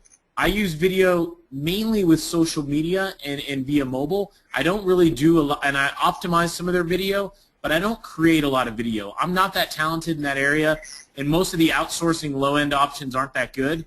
What I do is I will pick 5 or 7 videos that are decent that they've got made, maybe a TV station, and I'll optimize those videos so they rank for the keyword terms. So that's what I do. Sid, will you talk about the bonus for the first 25? And it looks like there's I think there's 2 left for anybody who's interested. BJ asked about the bonus for the first 25. Yeah, for the first 25 people, you're going to get a live call where we'll actually unmute you and you can speak back and forth, and we do a lot of role-playing a lot of times on them. And you can ask any questions that you need, answered verbally, that can go into detail. And, basically, they're fun calls because I get to, we get to meet each other and really hear some of the ideas. And sometimes people tell us some really cool things that they thought of, and other times, they have a question like, listen, I kind of got stumped, and this one dealer said this, and this. What should I do next? And we'll be able to push you over to that next level. So first 25 people, they get to take action in a live call where we'll unmute you and we can all talk. The reason why we keep it small like that is so everybody can get a lot of attention. Small classes. All right, great. Let's see. I'm going to pick a couple more guys, and we're going to wrap this up. More people are using their cell phones for sure. You know what? Elaine talks about cell phones. So I'm in a dealership in Texas. I'm with a GM. I get a lot of time, and we're wrapping it up, and he's kind of negative on the whole mobile thing. And I asked him to come with me, and his name was Alan. And we walked. I said, "I'm going to get you. Let's go get a Diet Coke." It hit it off. It had gone well. We walked over, and I looked in his service department, and I just sort of pointed. I said, "Alan, how many people do you see in there who are not on their cell phones?" There was like one person who was not on the cell phone. Everybody's on their mobile phones. It's easy to prove the value of mobile in a car dealership. If you're in there, walk over to their service department, and you let them tell you mobile's not important when every guy in the waiting room is on their phone. Boom. Let's see. I'm going to pick a couple more. Let me find some of you guys. Kim said, I'd like to think we could offer dealers feature videos or video reviews with their franchise customers or even fleet buyers. Kim, I'm not good in that area, but absolutely you could. If you package that up as a service deliverable and they felt like that's going to bring them more cars and close more deals, then you absolutely could. It's just I don't have the skill in that area, to be honest. Let's see. Yeah, Kim said NFL has franchise. I love this. Franchise players. The dealerships should have franchise customers. Hey, Sid, now when you were at the dealerships, did you ever kind of say you knew you had 5 or 10 customers that were like your go-to people when you needed something? Yeah, we had what was called raving fans. In order to work at the dealership that I was at, you had to read Ken Blanchard's Raving Fans before you could even go into the first interview. And basically what happened is when we were taught to treat our customers and turn them into raving fans, they would, back then there wasn't reviews, so they would write letters. And we had a wall full of our raving fans where you could read all the letters. And, of course, it gets competitive because we're all sales guys. I had like the mayor of Buford up there giving me a review or raving about me. I had a guy that was a vice president of Goldman Sachs give me a review. So everybody's trying to get the biggest whale on the review, But yeah, absolutely, we had huge raving fans. We had awesome stories, man. It was awesome. We had a lot of people. We changed people's lives. We had this one lady. It's a long story. I got to get more questions in at you, man. Hang on. I'm going to hit you with – we are out of time, but I want to get a couple more. Alexander, if I could get my question to Sid, would you take someone seriously as an XGM? When you sign a contract with someone for $5,000 a month, would you take them serious over the phone versus someone that came in to see you? Obviously, face-to-face interaction is going to be more – it'll be more I mean, you're gonna have a better rapport with somebody that you have face to face for interaction. Now, is it possible to only have phone to phone interaction? Yeah, I mean, I have people that I know very well that call me when they're ex-wife, or they tell me about their ex-wife that I've never met in person before. I have huge clients that I've never met in person, but if I had the choice of meeting them in person or over the phone, I would meet them in person. But does that mean that you're going to be a failure because you can't get inside every one of these dealerships? Of course not. This ain't a local industry. This is a national industry. You'll have clients in multiple states. All right. Anthony, do you think mobile apps as part of a package would be good? I just wrote you back. Very, very good. Let's see. Beverly, the link is in the chat area, not the Q&A. If you go to the chat, you'll see it. Let's see. Could someone just be a rep management expert for a car dealership and leave the other stuff to others? Or is it better to offer multiple services, Sid? This is from Kathy. Repeat the question again real quick. I'm sorry. Go ahead. Doing one service or multiple. She just wants to be a rep management expert for automotive, not do everything else. You could do rep management, but I personally like to bundle my products a little bit just because it kind of keeps you into the it keeps you roped in a little bit better, But could you just do rep management? I mean, yeah, we close rep management deals in the beginning. Yeah, speaking of, you guys, we have a bunch of review cards that we made up. We actually operate a couple different brands to go after things, and so we have some review cards that we'll give out. Matter of fact, anybody's interested, I'll give them to Neil and Enrique, and you guys could have them whether you decide to do it or not. Just we appreciate your time. Hey, are we past the 25? I think we are, Sid. Actually. You want to just open it up? No, I think we might still have one left. Okay. So cool. Yeah. And I know Alex is asking if he still has the slot for the 25. Well, so I'm willing to dedicate my time. I'm an under promise, over deliver guy. I tell you what, if you sign up right now, I'll put you on one of these calls. I'll just split it into 2 different calls. If people sign up right now, I'll put you on the live call regardless. Just sign up right now and we'll get you in it. And we'll make sure the groups are small so that way everybody can get some interaction and get their questions answered. Yeah, and guys, Sid leads the group. I help facilitate, but this is Sid leading it. He's the one with the industry expertise, not me. I'm no different than you guys. I'm selling to these clients. So let's see. How about QR codes in the dealership? Raymond, we can't get into it right now, but an absolute big yes, both on the sales and the service side. Here's a lot of comments back on the female question where females can do better, and I probably agree. Anita makes a very good point. She's female, obviously, and she worked for a company where all the women did the sales because it threw off the men in high places. So that was an interesting approach. Let's see. BJ, it's up to you. BJ asks once again, let's see, once this selling process is learned and mastered, do you think it's a good groundwork to expand to other niches? It's up to you. It depends on what kind of business you're trying to build. Let me share something. When I sold my company before, I had a really crappy multiple. I didn't make as much money as I could have made. Now, if I have 80 automotive clients paying me on average, say, $4,000 a month, right? That's $320K a month, so it's about $3 to $5 million a year, right? If I had that and I was to sell, Sid, what's a big automotive software or somebody big, a big company, a vendor in the automotive industry? Reynolds and Reynolds? Okay, I don't even know who that is, but Reynolds and Reynolds, if they were looking at buying my customer base and all I had was one niche, automotive, you know what? They're going to pay a premium for that. They're going to pay through the nose to get that. So if your exit strategy includes selling your business one day, like mine, I have 3.5 more years till I'm 45. I am done at 45.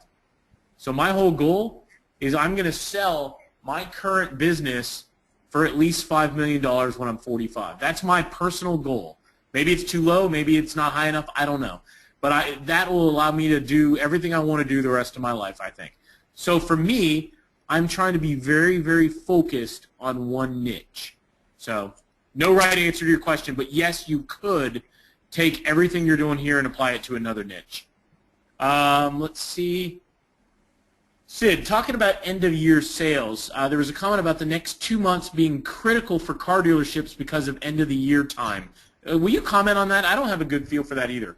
Yeah, well, I saw that and I wanted to answer it. Yes. Do they push? They push not only for the end of the year, they push every month for the last week of the month.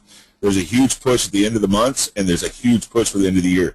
But more exciting than that, I just want to, the average car right now, and I'm just using the U.S., I'm sure it's similar in other countries too, but the average car in the U.S. right now is 10.7 years old. That's the oldest they've ever been. And they predict it to go up to 12 years in the next 2 years. And the reason why is they're predicting a huge bubble that's going to pop, and there's going to be a huge landslide of car business in the next 2 years. People, because of the cash for clunkers and the stuff that they did, people kind of held on to some of these used cars, and once they get to 10, 11, 12 years old, it's time to buy a new one. So they think there's going to be a huge increase. Not to mention, this year they're projected to sell 15 million cars in the U.S., That's better than 2007, which was 14.3 million cars, which was the best year ever since cars have been around. So, yeah, it's right now the car business and the car industry is hot. It's where it's at right now. Plus, they're a little behind time. So when you go in, you're going to be a star. All right, Sid, I'm going to do 3 more questions, and we're going to end the call. I'm going to pick you guys. If we didn't get to yours, it wasn't on purpose. We're trying to group them together and pick 3 good ones. All right. Well, 4. This one doesn't count. Do you ever partner with your members 50-50 to close larger deals? The answer is yes. We've partnered with people in the group, and honestly, it wasn't even 50-50. We did more of a recurring take on the front, but we didn't even take half. It was less than that. So let's see. I just came in. Do you have a sales page with slides? Todd, best to look at the replay. There's not actually a sales page. This isn't something we're trying to sell a bazillion people on or any of that kind of thing. We're going to do a few webinars, 5 or 6, and that'll be it. Elaine, you'll have to, if you let's see. Elaine, I'll give you my Skype, and you can ask me that. I can't get into it here. Let's see. All right, Joe got access. That's great. Alexander, yes. Sid, it's his time, so he can do whatever he wants with it. He opened it up. Anybody who buys right now will get the slot, even if you're past the 25. Is the offer screen not showing? If it's not, you guys hang on. I'll try to put it back up. Let me. So do you want to take a quick question real fast, and then I'm going to put this up for them. Yeah. Let's see here. Let's see. All right, mine is 10 years old, 223,000 miles on it, and I'll be one of those new car buyers. See, I personally have a truck. I have 2 cars, but I have a truck with 453,000 miles, and I plan on throwing a party at $500,000. But all these live calls are pre-recorded. That's one thing that's kind of cool about what y'all are going to get. Some of these have been pre-recorded, but the actual boot camp calls we are going to do live. We found that that's a little bit better delivery. And let's see, I'll try this. I find I'm not skilled enough, proficient to provide a quality experience. You will be when you're done with my course. I guarantee it.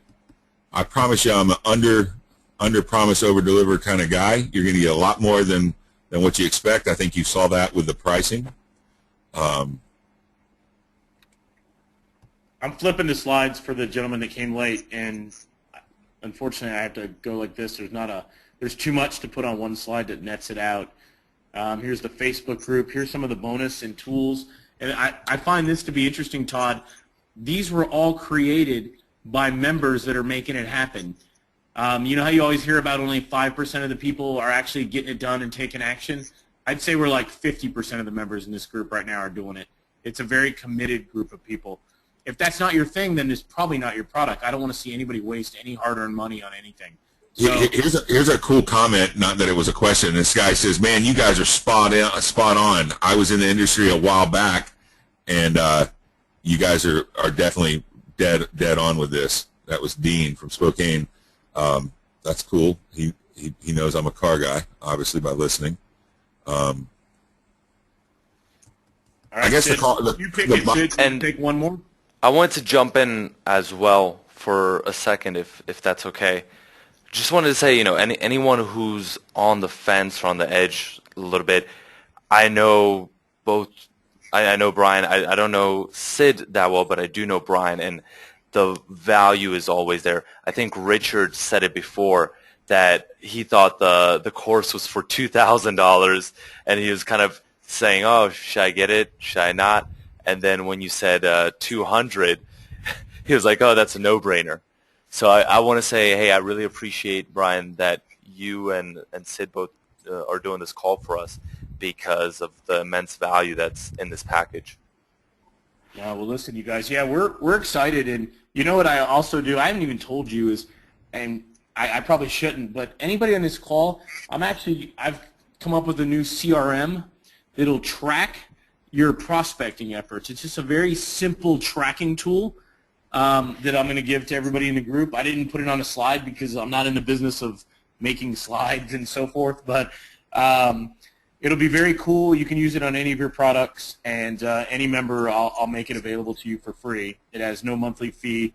It's really good in terms of like tracking your efforts and quantifying your deals and your pipeline and making sure you're calling on enough people that you can get enough deals. But I'll include that in for anybody. I was going to include it anyway. I just happened to remember it. So, to be Guys, honest, I think we're done. I think we did it all. Enrique, if we're missing any questions you think we should answer, let's do it. I just saw, guys, it's Neil. I just saw a quick question from Paula asking if I can provide I see it. UK Auto Terms lingo sheet. Well, Paula, I've bought a lot of cars, but I haven't sold any, so unfortunately I won't be able to help out with that. But Ed, what do you think about that? But good for trying. You know, I've got members right now. I've got a guy in Singapore, a couple in Australia, 2 in the UK, and a lot of people in Canada. And one of them, and I don't remember, you can look through our group chat, one of them said, hey, what's the NADA in the UK? And a guy, boom, popped it off in the group and told him exactly where he could get all this, a lot of these stats in the UK. This is the beauty of when you build a community. It's the same with us, it's not just us. We all have different information from the relative parts of the world that we're in, so you'll get access to those guys as well. And if I can just throw my 10 cents worth in, if you are sitting on the fence, I'm not sure if how many of you know, but I was actually a pupil of Brian's way back.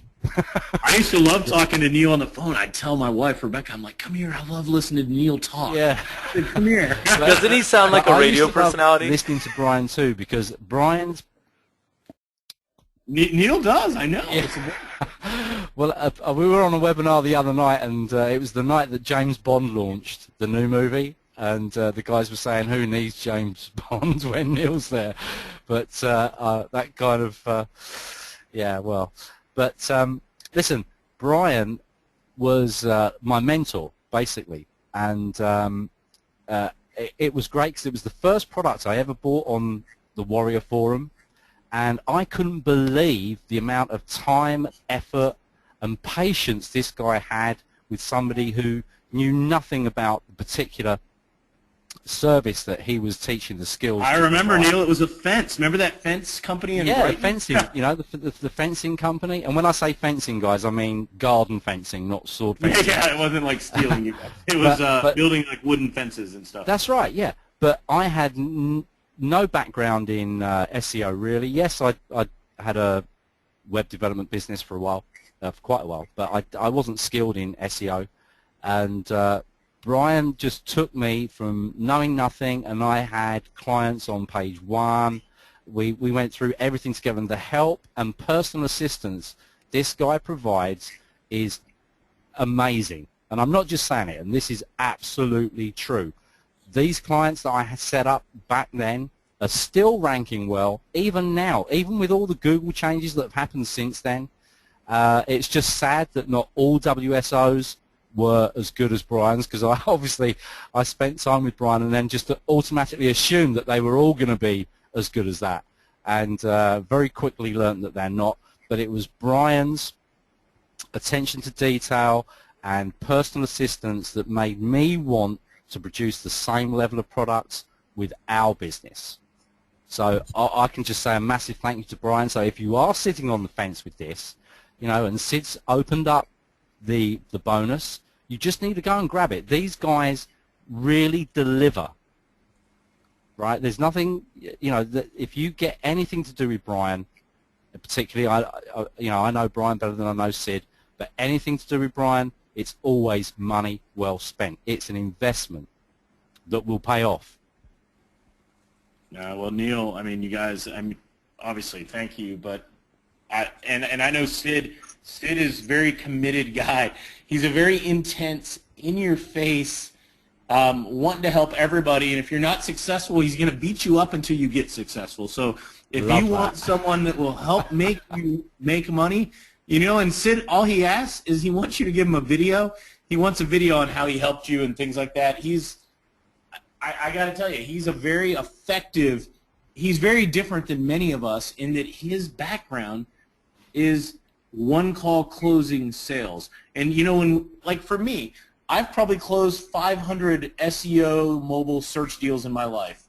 Mm-hmm. The difference between my 500 and Sid's deals is Sid would close 400 to 500 a month over, you know, umpteen years.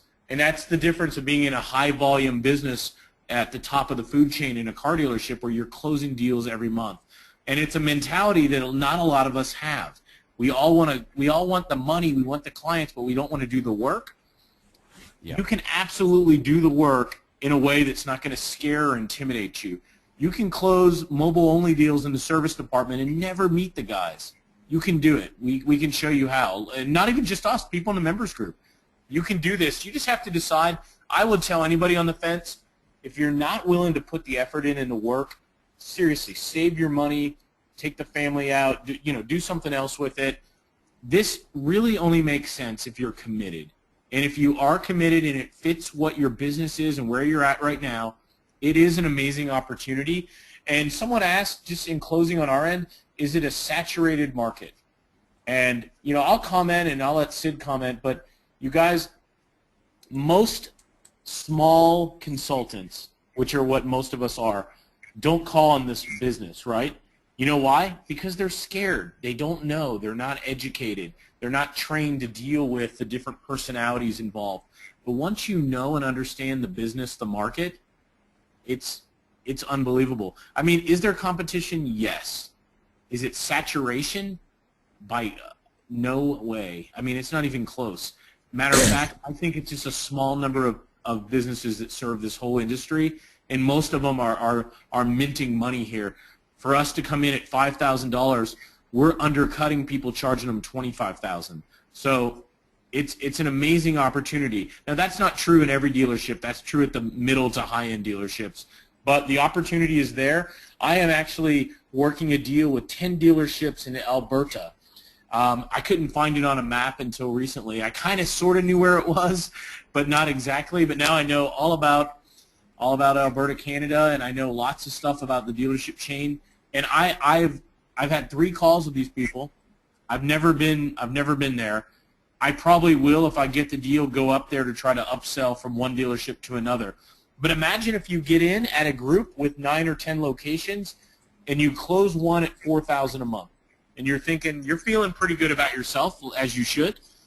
You do a good job, you execute like crazy, and in 60 or 90 days you've got some amazing results.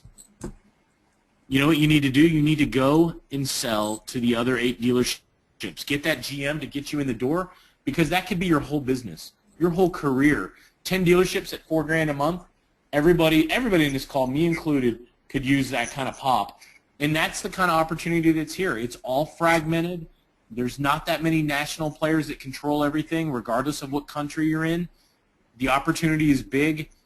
It's as big as you make it. And Sid will do his best to keep you from giving all your services away and charging too little. And I promise you, he's very good at that. So with that being said, you guys, I'm done, and I want to tell you thank you very much for everybody who spent your time today. We hope it was useful. I hope you enjoyed that video. That video alone is like gold. You didn't have to make it, and the fact that it's from Toyota Corporate, it's awesome. So anyway, thank you guys. Guys, really appreciate you taking the time to come and do this presentation for our guys today. A lot of people are asking about the replay. Can you just say how we're going to present the replay, I guess? Yep. Well, we need to render it first because you know we have to use some special software. RV deals with all of that. He'll re-render it and then we'll get it out to everybody. Okay. No problem at all. Okay, guys. Man, Neil, I appreciate y'all's time, man. Thank you so much. Sid, really appreciate you being here. Brian, always a pleasure. And great content, you know, whether they got in on the deal or not, that was just fantastic. And Sid, we're on the same wavelength with pricing. Anybody who's in our group will know what I mean by that. You know, it's I'm big on not undervaluing your services. Too many Awesome. people do. Yeah, Enrique, thank you. Neil, Avi, everybody. We appreciate it. Everybody on the call still, thank you. Have a great day. I'm off to Halloween party here with the little kids. So. Oh, great. Well, yeah, you go trick-or-treating. All right, thanks a lot. Thank you. Really Right, appreciate cool, it. guys. Thanks. Thanks, Brian and Sid. Thank you. Cheers, guys.